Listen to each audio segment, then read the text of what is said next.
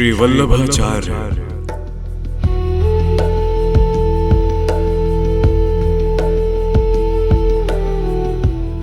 श्री वल्लभाचार्य का जन्म विक्रम संवत 1535 वैशाख कृष्ण एकादशी को चंपारण्य में हुआ था। इनकी माता का नाम इलम्मा तथा इनके पिता का नाम श्री लक्ष्मण भट्ट था।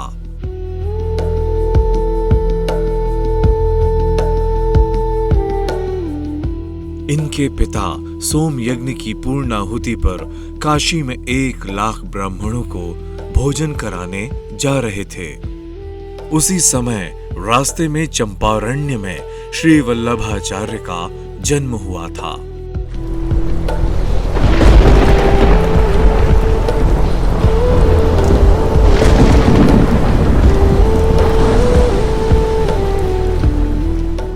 मान्यता है कि ये अग्निदेव के अंश अवतार हुए थे।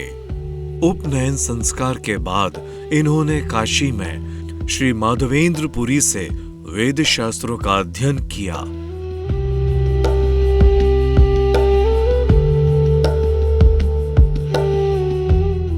ग्यारह वर्ष की अल्पायु में इन्होंने वेद, उपनिषद, व्याकरण आदि में पांडित्य प्राप्त कर लिया।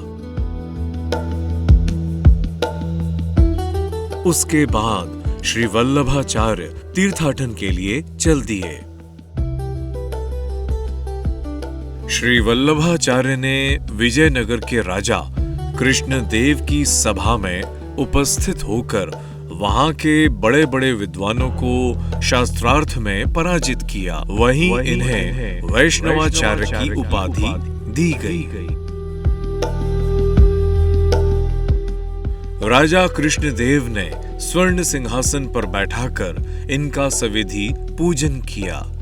पुरस्कार में इन्हें बहुत सी स्वर्ण मुद्राएं प्राप्त हुईं, जिनको इन्होंने वहां के विद्वान ब्राह्मणों में वितरित करा दिया।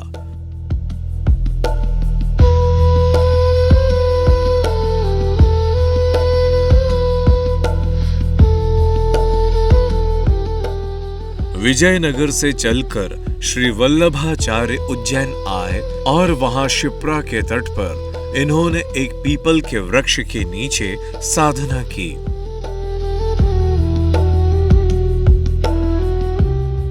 वह स्थान आज भी इनकी बैठक के नाम से प्रसिद्ध है।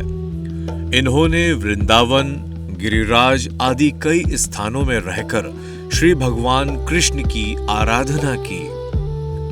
अनेक बार इन्हें श्री भगवान कृष्ण का प्रत्यक्ष दर्शन भी हुआ।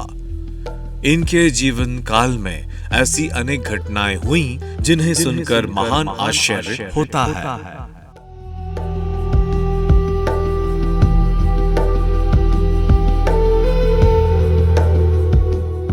एक बार की बात है, एक सज्जन शालिग्राम शिला और श्री भगवान की प्रतिमा दोनों की एक साथ पूजा करते थे। वे शिला से प्रतिमा को कनिष्ठ श्रेणी का समझते थे। श्री वल्लभाचार्य ने उन्हें समझाया कि भगवत विग्रह में भेद बुद्धि अनुचित है। इस पर उस सज्जन ने आचार्य के सुझाव को अपना अपमान समझा और अहंकार में शालिग्राम शिला को रात में प्रतिमा के ऊपर रख दिया।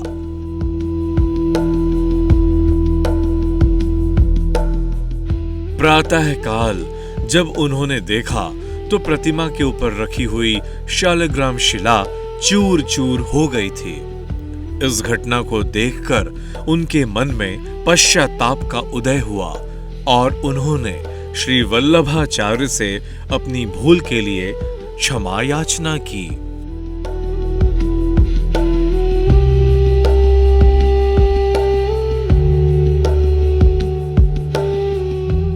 आचार्य श्री ने उन्हें चूर्ण शिला को श्री भगवान के चरणामृत में भिगोकर गोली बनाने का आदेश दिया।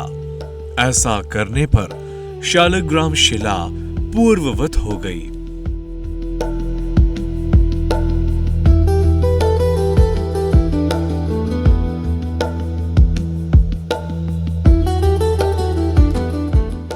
कहते हैं कि श्री भगवान कृष्ण ही इनके यहाँ विट्ठल के रूप में पुत्र बनकर प्रकट हुए थे।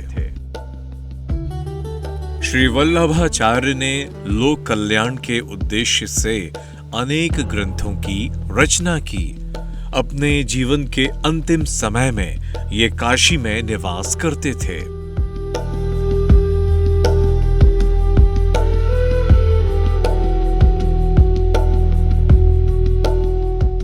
एक दिन ये जब हनुमान घाट पर स्नान कर रहे थे, उसी समय वहां एक ज्योति प्रकट हुई और देखते ही देखते श्री वल्लभाचार्य का शरीर उस ज्योति में ऊपर उठकर आकाश में विलीन हो गया।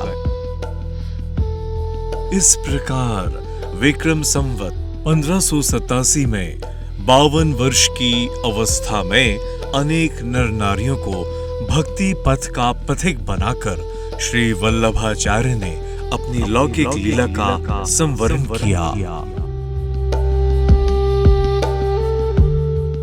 जय जगदम्बा।